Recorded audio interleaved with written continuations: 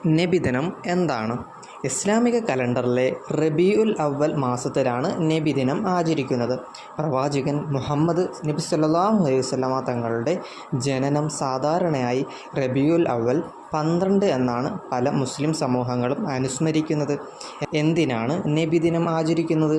പ്രധാനമായും നബി സല്ലല്ലാഹു അലൈഹി വസല്ലമ തങ്ങളുടെ ജീവിതവും അധ്യാപനങ്ങളും ഓർക്കാനും, നബിയുടെ സ്വഭാവവും സത്യസന്ധതയും പഠിക്കാനും, കരുണ, ക്ഷമ, നീതി, സാഹോദര്യം തുടങ്ങിയ മൂല്യങ്ങൾ ജീവിതത്തിൽ കൊണ്ടുവരാനും, നബിയുടെ സുന്നത്ത് കൂടുതൽ മനസ്സിലാക്കാനും, നബിയോടുള്ള സ്നേഹവും സ്വലാത്തും വർദ്ധിപ്പിക്കാനുമൊക്കെ എന്ന ലക്ഷ്യത്തോടെയാണ് പലരും ഇത് ആചരിക്കുന്നത്.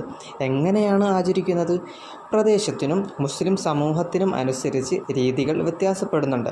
സാധാരണയായി മൗലീദ് പാരായണം, നബിയുടെ ചരിത്രവും സ്വഭാവവും വിവരിക്കുന്ന പ്രഭാഷണങ്ങൾ, സ്വലാത്ത്, ദുആ, ഭക്ഷണ വിതരണം, ദാനധർമ്മം, മതപഠന പരിപാടികൾ തുടങ്ങിയവയൊക്കെ നടക്കാറുണ്ട്. ഇനി ഒരു ചെറിയ കാര്യം പറയട്ടെ.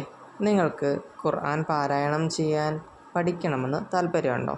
അതും ഒരു മെൻറ്ററുടെ, ഒരു ടീച്ചറുടെയൊക്കെ സഹായത്തോടു കൂടിയിട്ട് അങ്ങനെയാണെന്നുണ്ടെങ്കിൽ ആൺകുട്ടികൾക്കും പെൺകുട്ടികൾക്കും അതിന് സൗകര്യം ഉണ്ടായിരിക്കുന്നതാണ്.